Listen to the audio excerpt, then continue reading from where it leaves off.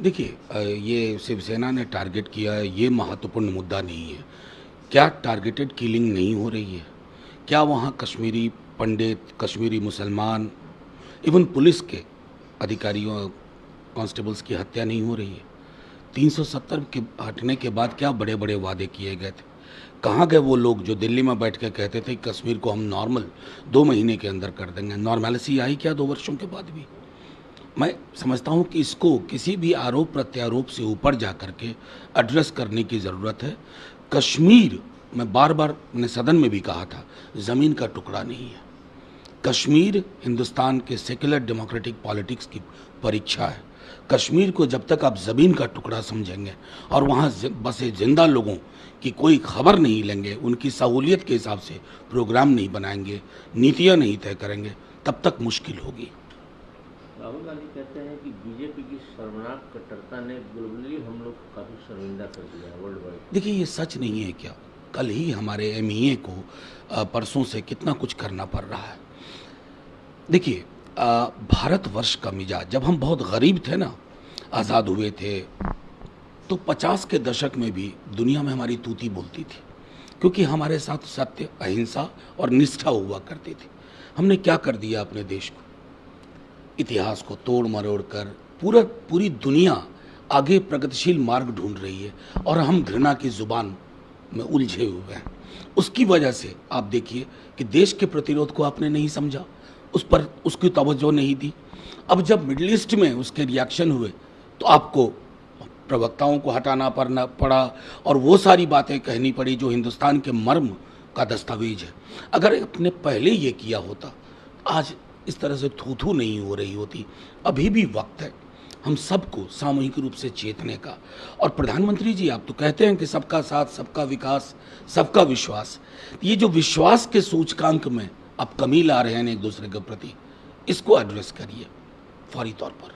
BJP ने अपने सभी जो लीडर हैं जो डिबेट में बैठते हैं उनके लिए लिमिट बांध दिया कि इसको क्रॉस आप लोग नहीं कीजिएगा।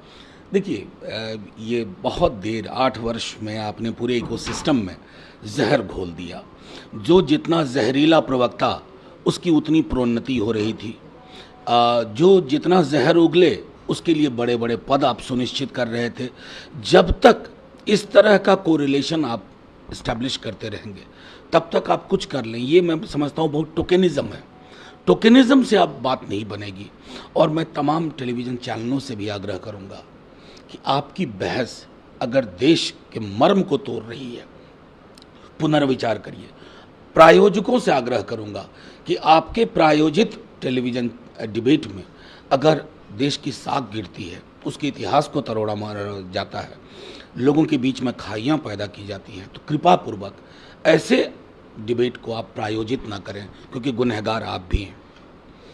कर्नाटक में कुछ दिन पहले टेक्स्ट बुक को लेकर जिस सारे से बातें सुनी थी, ऐड किया गया था, उसको लेकर कांग्रेस वहाँ हाफ पैंट जलाने का एक प्रोटेस्ट करेगी।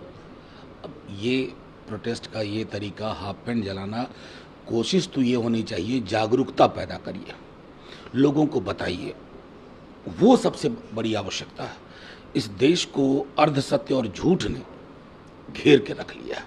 जब तक आप अर्धसत्य और झूठ को सिलसिलेवार तरीके से आंदोलन, सार्थक आंदोलन के माध्यम से उस तोड़े मड़ोड़े के बरक्स आप सत्य को खरा नहीं करेंगे, तब तक मैं समझता हूँ चुनौती बड़ी होती जाएगी। केजरीवाल कहते हैं कि जो बीजेपी रूलिंग स्टेट जहाँ जहाँ है वो चेंज की मांग कर रहे हैं।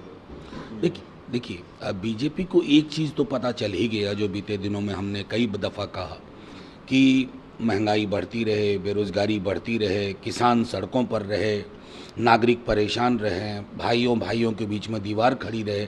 चुनाव जीतने का इन्होंने एक फार्मूला बना लिया, और जो फार्मूला आज अब दिक्कत पैदा कर रहा है दुनिया में, उस फार्मूले की वजह से लोगों को अपनी थाली नहीं दिखती थी, अब दिखने लगी है। बेरोज़गारी है लेकिन दिखती नहीं थी, अब दिखने लगी है।